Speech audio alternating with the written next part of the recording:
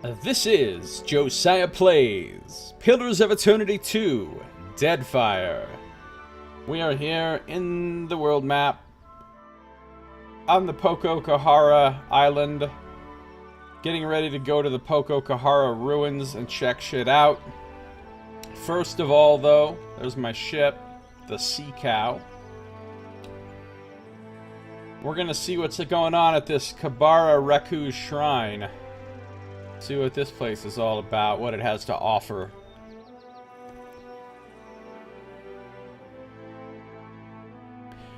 You notice a small pavilion containing a large weathered statue of stone a little ways off the path. It appears to be a Hawana shrine. Search the surrounding area. The area around the shrine is clear and may prove to be a good place to rest. Approach and identify. A pair of stone eels twist up the sculpture. Each eel's mouth clings to the other's tail, creating an unbroken circuit. It portrays Rakuhu, the Huana's rendition of Berith. An inscription runs along the shrine's base. Some flee, others fight. Rakuhu consumes all. Pollen and dirt dust the statue, and grass grows wild at its base. It seems some time since the shrine was tended. Desecrate the shrine! Alright, I might meditate on my travails. Seated at the shrine, you steady your breathing and allow your muscles to loosen. You organize your thoughts, setting them in order.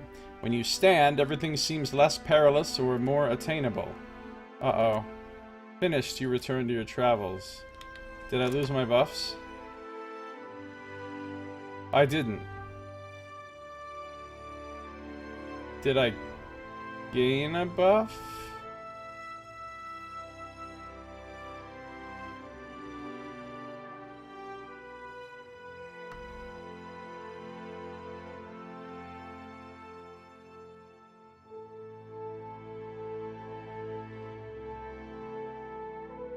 I don't think so.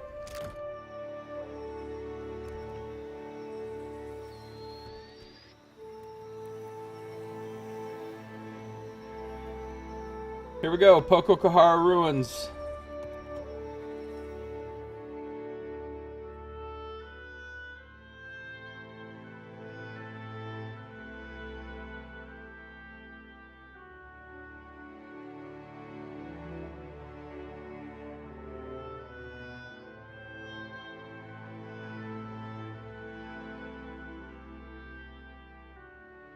Yeah, I'm a bit surprised there wasn't an option to tie to the shrine either.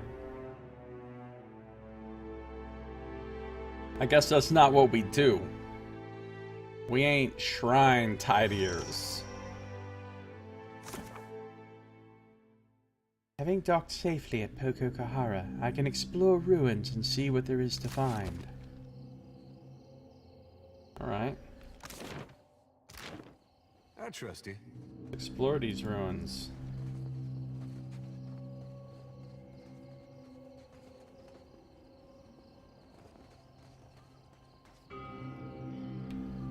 Not so sure I want to do this at night, though. No, I don't want to rest.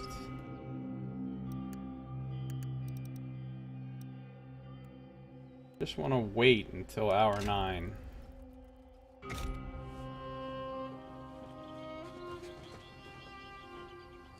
Diverus. At times like this, I'm glad Helia gave me these eyes. I don't know what she means by that. This place is pretty cool looking, though. A massive obelisk here. The obelisk is covered in Anguithan runes. Beware, the gods punish trespassers. Is that right?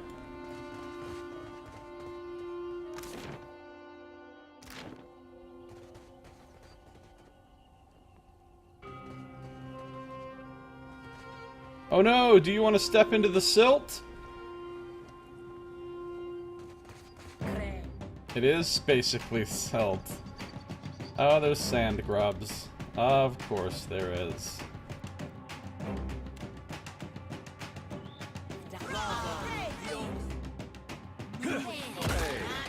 That wasn't that bad. Did this fight just go into ogre time? Yeah, ogres always massively slow things down when they appear.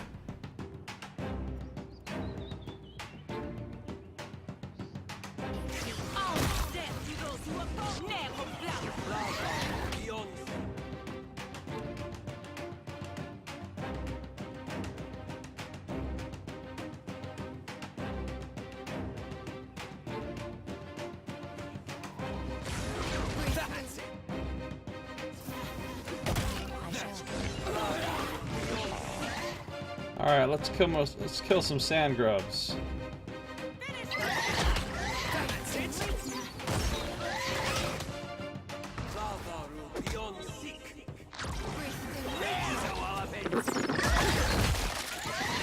Sekaruna, crit, crit, crit, crit, crit, crit. She's a straight beast. Very well.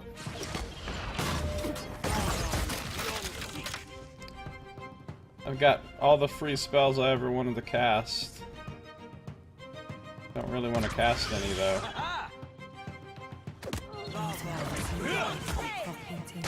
I kind of just want to shoot my bow.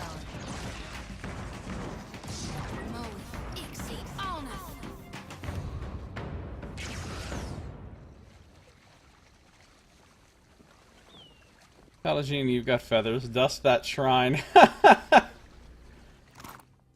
An emerald and some larvae. Oh, we killed some sand grubs in the sliggins. Sliggin grubs.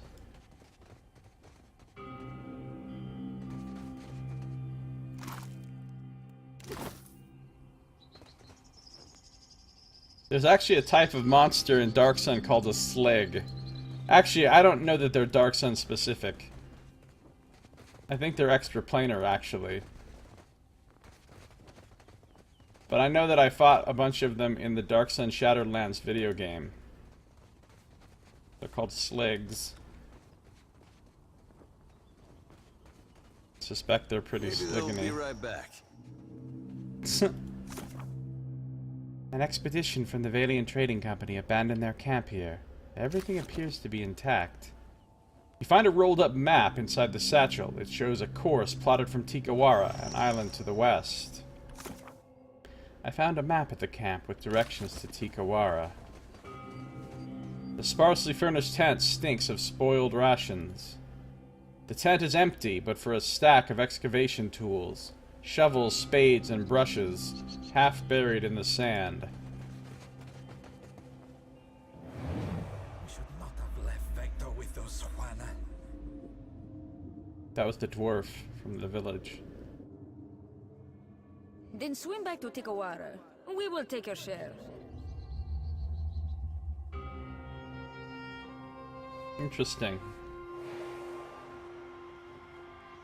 I had a vision.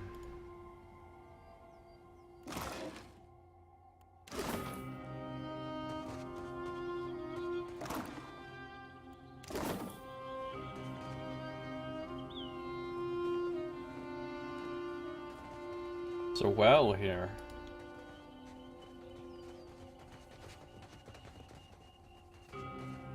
Ooh, there's some interesting looking buildings.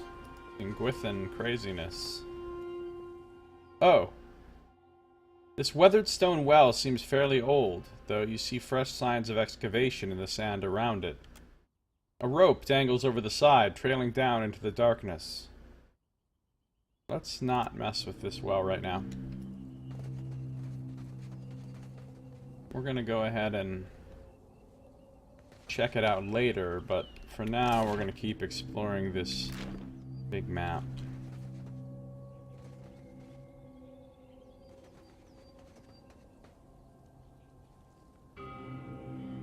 Alright, let's come back to the actual entrance to the big fancy shit later as well.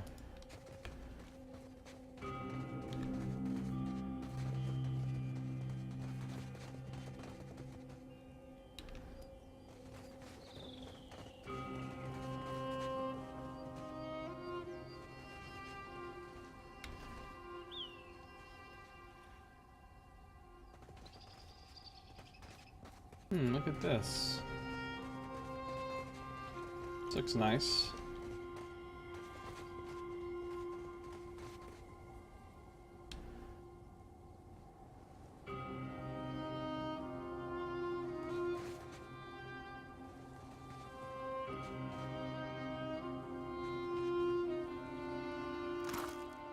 A battle axe and some golden swoles.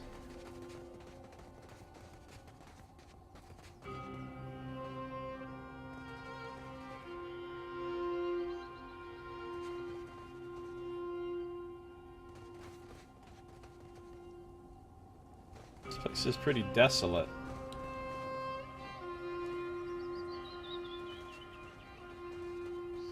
Wonder what that is.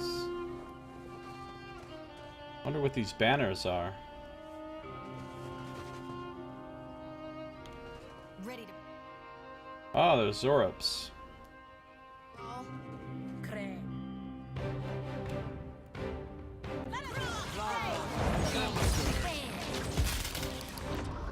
Ooh, chain lightning. Lightning exploded. Okay, then now the fucking ogres and the angels show up.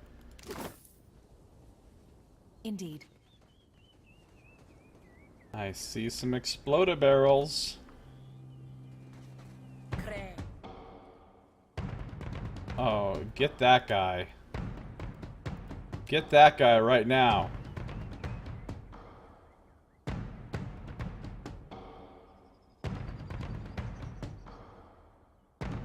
Everybody else hang back. Hey. Confound it! It usually works. Take that. That's not gonna do any good because they're outside of the High Priest, huh? You know what I like to do with High Priests? Own them. Uh-oh, we got one coming in on me.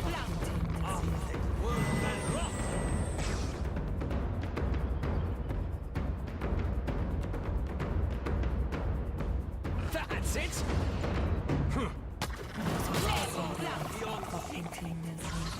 That's it! Jesus! He just jibbed the shit out of everybody. I don't even know who I can shoot at. Shoot this guy.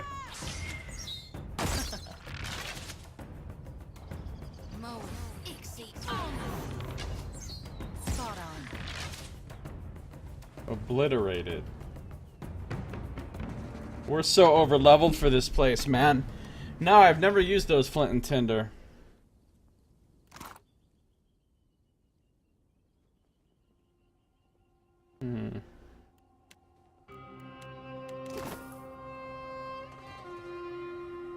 Poor Zara. They had no idea what they were getting themselves into.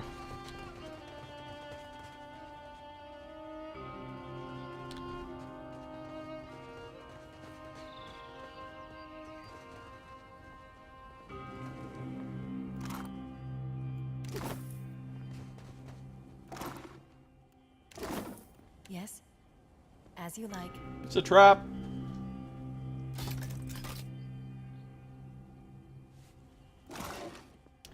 Ooh, unique pistol.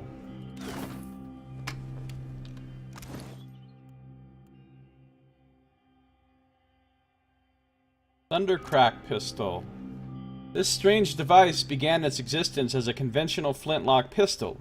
In the hands of an industrious young enchanter, however, it became something altogether unique. She used the weapon as a test bed for her ambitious experiments with various elemental blights.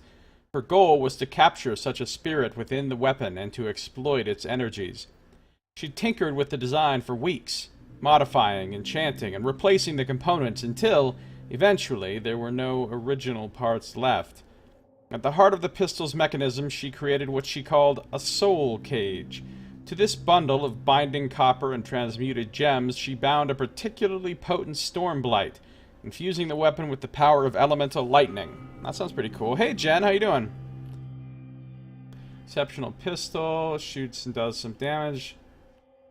And it's exceptional, and it does extra shock damage, and it does a conductive blast, which deals shock damage to anyone near the target. Shock pistol! Well, for us, it's going to be 1,207 copper. But you know. I shall.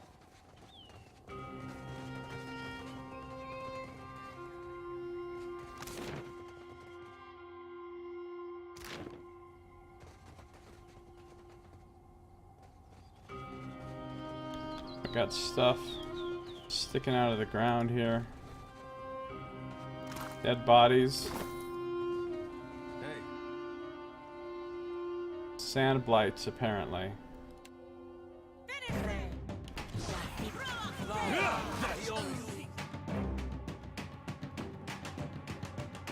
Let's see how sand blights feel about a sunbeam! That's it. Retarget that shit, since they're all running over here. Okay.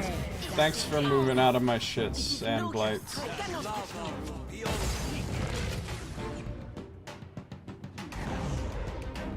I really wish everything wasn't so fucking easy. But there's literally no way to make it harder.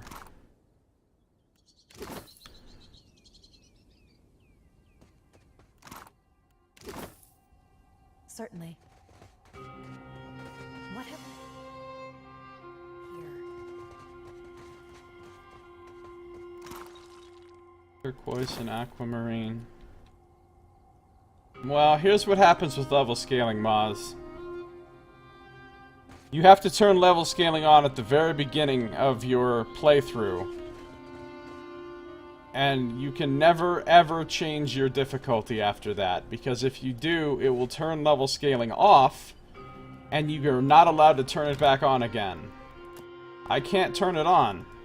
It started on, when I started the playthrough it was on, but I was playing on a lower difficulty. I moved the difficulty up, level scaling turns itself off, and will never come back on again. And the developers are aware of it, and they're like, yeah, that's a bug. Sorry. Basically, I mean, they didn't even say they're necessarily gonna fix it soon. You hope they will, but...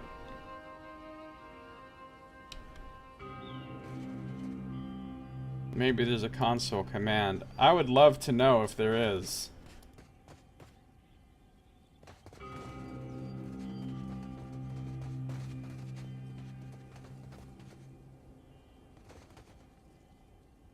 Ooh, look at this. Like there was a... oh boy.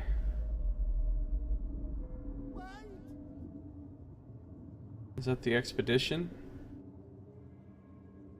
This guy died right there.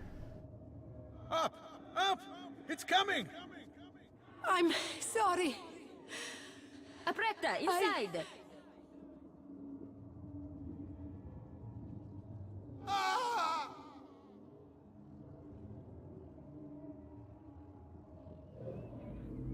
I wonder if he got crushed into the sand right there. Of course, there's not a giant Eothas footprint here, so never mind. I guess Eothas wasn't here. We got some interesting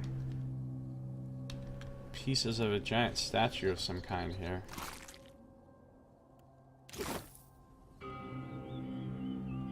Your PC's running much more stable once you realized the main fan in the back wasn't turning anymore and fixed it. Oh, cool. It's good that you got that going. Well, I streamed this game for 8.5 hours yesterday and received 0 crashes. So I'm hoping that that bodes well for the future as well.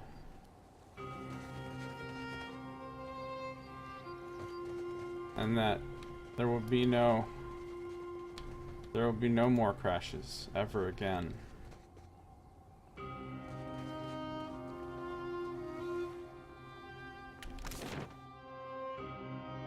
Oasis. Hey, we found an oasis. Let's frolic. There, What do we got here? Desert worms? Okay, sure. up ahead. Indeed. Hey. That wasn't that bad. Oh, Delimgon, this just got more serious than I thought. Hold on.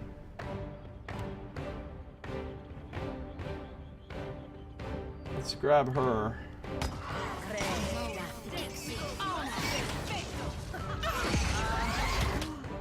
Dominated. Why am I taking so much damage? What's happening to me?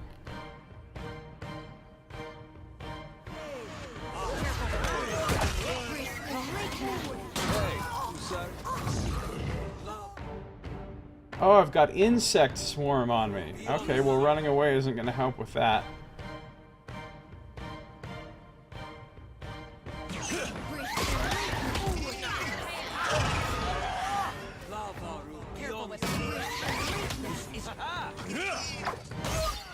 Killing the one that I dominated.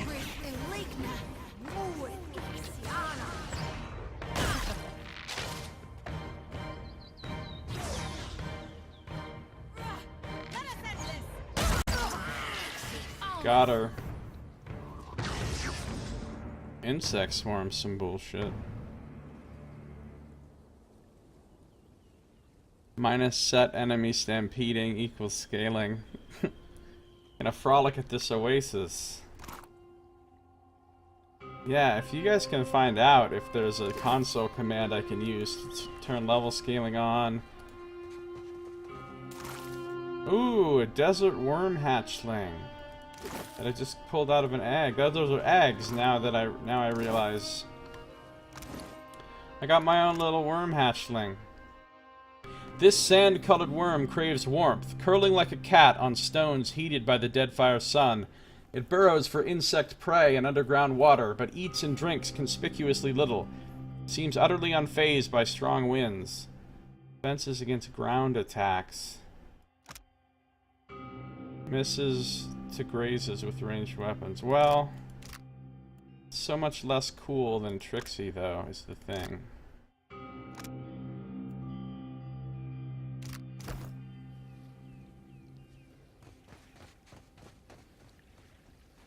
Jumping in the oasis and frolicking.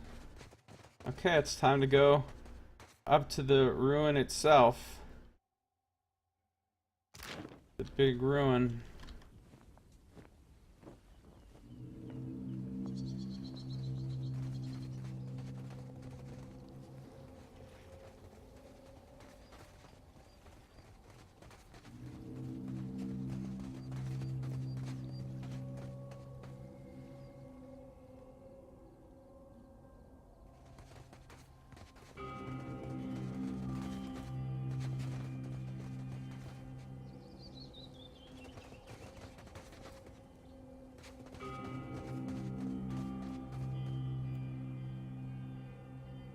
Nature's Resolve. I have Nature's Resolve again? We all do? Why do we have Nature's Resolve? Oh, whatever. I'll take it. Not gonna complain. Oh shit! The pieces of the giant statue are putting themselves back together into a massive golem. Into an Engwithan Titan, in fact. Okay, it resists Dex afflictions. So I'm not going to be able to, I'm not going to be able to, paralyze it. It resists might afflictions and it's immune to resolve afflictions. Okay, so it's not going to be able to be stunned either. But it can be dominated! Presumably.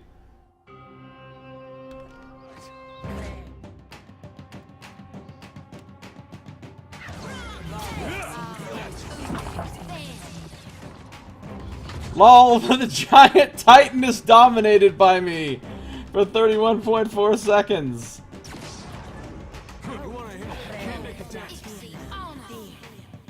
What are you doing? It is no use. Well, kind of trivialized this fight. Not as useful as a bump on a pickle. I reap what I sow. Perfecto. I need something stronger. Sorry, Titan. Oh, it's no longer dominated. What will we do? That's it. Whoa! Dominated again. Oh, and there's sand blights. And now it's beating the sand blights' asses for us.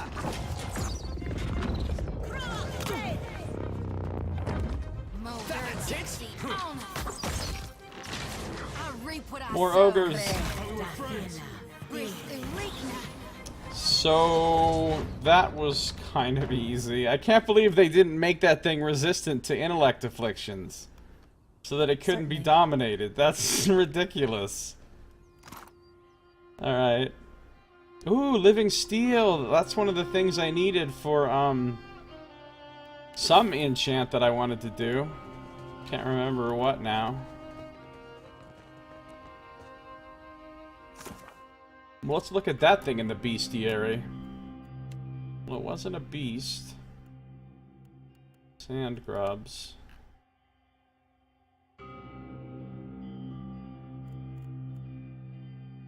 We did fight some sand grubs. They're not the same as cave grubs, apparently. Giant cave grub. Typically observed in arid climes, sand grubs are well adapted to the harshest of environments. Their thick, rock-hard carapaces provide protection, and specialized tissues between their scales collect and store humidity, limiting water loss. Though adapted to survive long periods without water, sand grubs will frequently build their nests in close proximity to streams, ponds, and oases where prey is plentiful. Sandworms are ambush hunters, prepared to wait extended periods of time beneath the sands for a hapless meal to wander by. Their diet is limited only by their size. Given a robust supply of prey, sandworms can grow to be truly formidable. There's a Unity console mod you can download that will allow you to turn on level scaling. Really?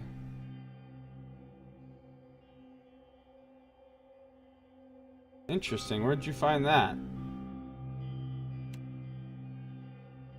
Sand grublings. Can't wait to fight some sandworms. Desert worms. Scarab beetles.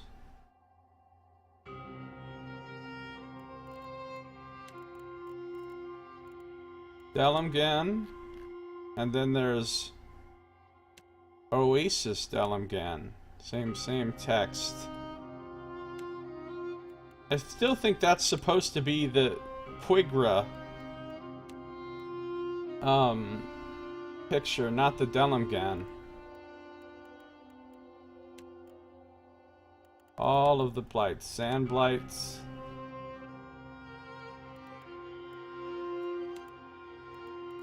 Flesh construct. Deathguard fanatic. Oh, we fought one of these guys in that tomb. He's basically like a death knight.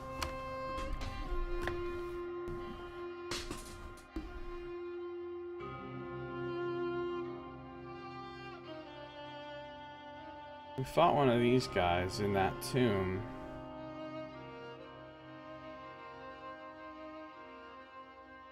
He's a barbarian, apparently. And a paladin. A barbarian paladin. Man, that sounds tough. Extraordinarily rare, death guards are sometimes created upon the demise of a particularly determined individual who refuses to leave the physical world for the beyond. Paladins are most susceptible to this terrible transformation, but priests and other exceptional zealots often suffer the same fate. Death guards occupy their former bodies, but the energy that allows the soul to remain in the physical world rapidly consumes the flesh, leaving only bone behind. They are often driven mad by their state, and are terrifying foes to behold, striking fear into those unlucky few who encounter them. When vampires wish to avoid the gradual decay associated with their condition, they can engage in a risky, expensive, and extremely painful process that separates their tissues from bone and leaves a perfectly aware skeleton behind. That does sound pretty fucking painful. In this case, essence does not decay in the flesh and instead resides in bone, a much hardier substance. Since the newly created Death Guard requires virtually nothing to survive and will not naturally decay further, it can live until it is killed. Their limited connection to the Beyond allows them to summon fearsome balls of flame, summon shadows, and even slay the living with a word. Wow, that's pretty cool. We read about Vampirs, we read about Revenants, and Ogres, and Rotghasts. And all the types of skeletons and stuff.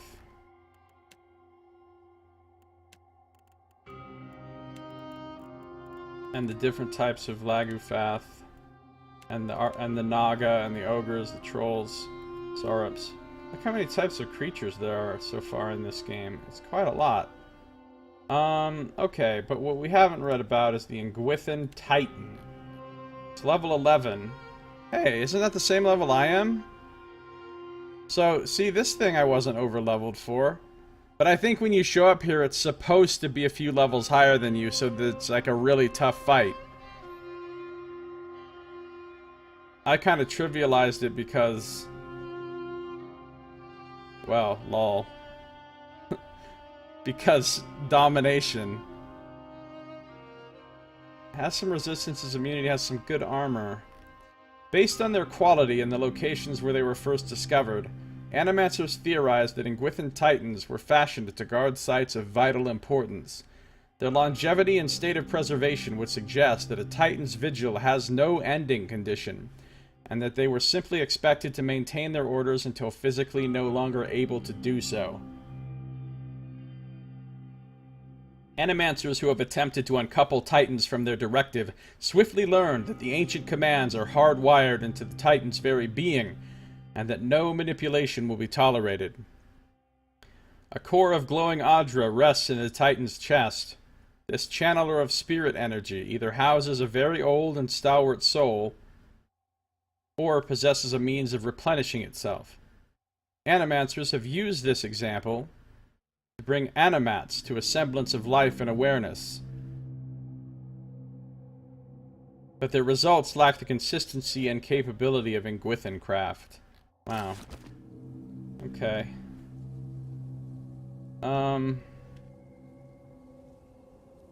Okay, hold on a second. So there's a mod that doesn't affect achievements that... Okay, hold on. I think I need to get that mod. I'm going to end this episode for YouTube. If you're watching the stream, don't go anywhere. We're not done playing. If you're watching on YouTube, this episode is now over. So thank you for watching. This has been Josiah Plays Pillars of Eternity 2, Deadfire.